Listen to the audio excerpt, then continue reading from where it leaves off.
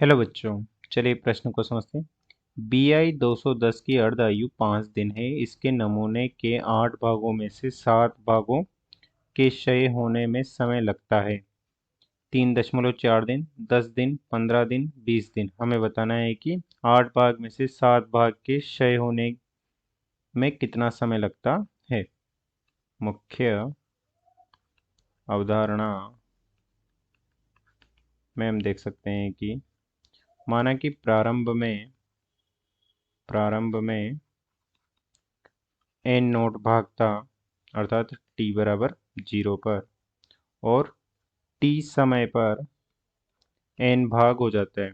और इस t समय को हम n आवर्तकालों के n अर्धायु के रूप में लिख सकते हैं, अर्थात n गुणा अर्धायु काल लगता है।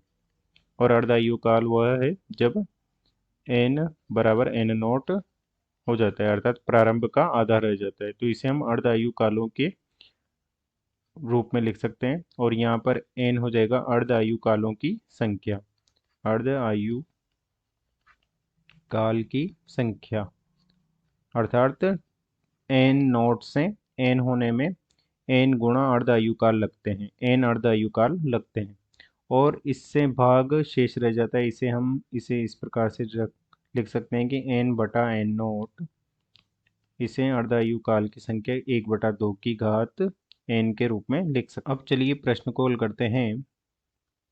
प्रश्न में दिया गया है कि अर्धायु काल दे रखा है 5 दिन, और आठ प्रारंभ में 8 भाग था, और 8 भाग में से 7 भाग क्षय हो जाता है, तो एक भाग बच जाएगा।